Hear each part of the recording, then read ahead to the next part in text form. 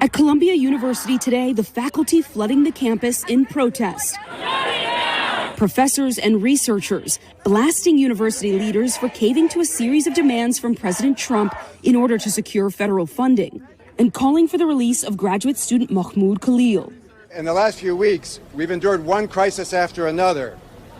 There was the arrest and detention without charge of our former student Mahmaud Kahlil. The green card holder and pro-Palestinian activist is an Algerian citizen of Palestinian descent. He was detained by federal agents in New York, accused by Homeland Security of leading activities aligned with Hamas. We don't want people in our country that are going to be committing crimes and undermining our national security or the public safety. But now the Justice Department... Man, they got my man's Mahmaud Kahlil pretty jammed up right now. I see where they have grounds to be able to hold him up because they're saying that he was the ringleader of the protests on Columbia University. I see that he wasn't a violent person himself, but he was calling for the continuation of the protests. They were already deeming this as anti-Semitic because Jewish students were being harassed. There were swastikas and other stuff like that. I completely disagree with them trying to slather the entire group as anti-Semitic and now being able to use him as one of the leaders, a ringleader in this anti-Semitic trope, which therefore gives them the ability to detain him and cancel his visa because he's supporting a terrorist organization. They're also trying to throw in there some additional things. But regardless, I don't know much about this situation. If you guys have any more to add to it in the comments, please let me know. I would love to do more research into this and learn about it myself.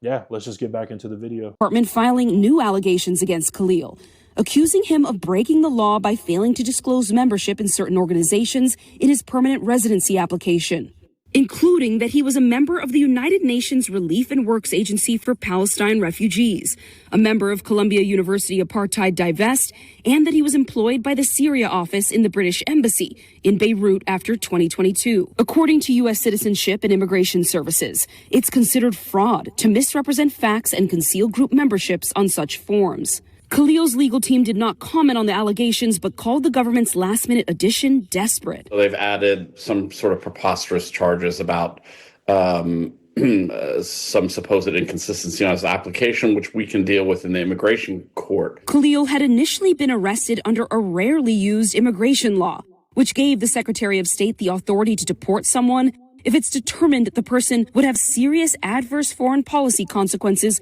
for the United States, claiming his campus protests were aligned with Hamas, something Kahlil's legal team denies and says there's no evidence of. The only activities they've ever identified, which they say are contrary to the foreign policy interests of the United States, is his constitutionally protected speech and advocacy on behalf of Palestinian human rights. This comes as Kahlil's wife, Noor Abdallah, broke her silence. Yeah, I will have to say that they're basically weaponizing this man's free ability to assemble and protest against, things that he deems unjust in America. That is supposed to be the American way. I do agree with that. The problem is the bad actors turned that very protest into a violent event, which has some violence in it. I won't say the entire thing was violent, but it had enough violence in it for them to be able to say this was anti-Semitic, this was anti-Zionist, which is code language for anti-Semitic. That's what they're able to spin this into, therefore making him into the ringleader. If they're able to do this, then they have the grounds to be able to arrest him on this law. The governor of the state was able to issue this and say, yeah, man, he basically is a national threat. But what's funny is they won't do this for the rest of the people there or the American citizens who would be considered in this as well. Now, I guess you can say that lawsuit will determine this, but I think this is a very interesting legal precedent that is being set here if we're going to be sending people out of the country for protesting. Basically, anybody who's here on a visa, you can't protest. I don't know if that's the message we want to be sending. On his arrest to CBS News. My husband was taken away from me in the middle of the night. It was one of the most terrifying times of my life. I don't think I've ever experienced anything scarier than that. You're going to be under arrest. Abdallah, a U.S. citizen, recording the moments her husband was taken away by federal agents on March 8th, according to the ACLU, who released the video. Everyone's face except Kahlil's was blurred by the ACLU. For now, Kahlil remains in detention in Louisiana. Release Mahmaud right now! As protests rage outside and a battle looms in court. It's disgusting that's what they're resorting to, that's the tactic that they're using to make him look like this person that he's not. Literally, it's so simple. He just does not want his people to be murdered and killed. And with that, Antonia Hilton joins us tonight from outside Columbia University. Yeah, I think that's fair. I think it's fair that he wants, he doesn't want his people to be murdered and everything. I think you should have the right to protest that. I think you should be able to, as his American right, he was a resident here. He was enjoying those rights, though they were granted to him temporarily, supposedly through a visa. It can be revoked, and these are the consequences of partaking in such activity. But I don't think that's the precedent we want to be sending for sure. I'm going to have to reiterate on that. In New York City. Antonio, there seems to be two different cases happening here when it comes to Kahlil's cases. There's one in New Jersey and one in Louisiana. How are they different? That's right. His attorneys have to fight on two fronts right now. In Louisiana, Kahlil is going through the immigration court process, so he has to appear in front of an immigration-specific judge on matters surrounding his permanent residency, his immigration status. But in New Jersey, that is federal court, and his attorneys are going to go in front of a federal judge and argue that the government's accusations against him are not just wrong, but unconstitutional. Their hope is that if they get a win there, that will invalidate what's happening at the immigration court level as well. But what's very likely is that we're going to see over the course of the next several days that they are splitting their time and fighting in two states at once, Tom. Antonia Hilton for us tonight from New York City. Antonia, we thank you for that. Yeah, I see that. If they're going to be splitting their time up between two different, basically styles of agencies, not styles, but if they're going to be splitting their time up between two different courts, they're basically losing ground because he would have already been deported at that time. So then the only thing we can hope for in this case is to set precedent for future detainments and therefore deportations. We're already seeing this with another example. I'm going to start looking into her. Ramisa Ozturk. Yeah, we need to look into her next to see what's going on with that situation. But we got two people detained and most likely going to be deported after their visas have been canceled. The only thing I guess we can hope for is for the lawyers to reverse this and get their visas reinstated and then hopefully get them back over here as soon as possible. But I don't know if that right now, I think the problem is they lost ground so bad.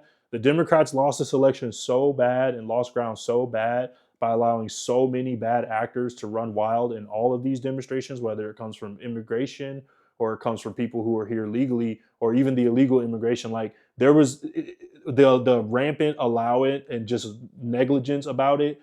And anyone who were opposing it, you were basically told you were crazy. The reverse is happening now. So I feel like what we're seeing is the pendulum has swung the opposite direction. Like I said, when someone asked me about this earlier, about voting for Trump, were you thinking it was going to be like this? I said, no, I didn't think it would be this bad, but I expected something like this to happen. I absolutely did. And it wasn't just Trump. I felt like the country as a whole was so sick and tired of being gaslit that the only person that was trying not to gaslight them was Trump. And therefore now we're all dealing with the repercussions of voting him in due to that frustration. But not everybody's upset about this. So like I said, I want to know more myself about the situation, really what the precedent is going to be set. It looks like what's done is done at this point. I think it's wrong. I think they shouldn't have sent them out. I think he should have got due process. I think he should have even had the ability to defend himself about the additional allegations that they're trying to throw on top to further back their decision.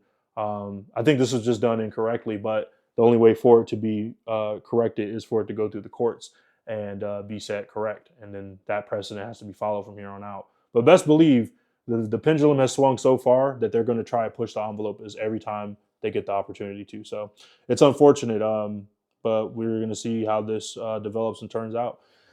Let me know if I got anything wrong in the comments. Go ahead and tell me if I'm wrong. Let me know if I have the wrong opinion about, the immigrants or this whole situation.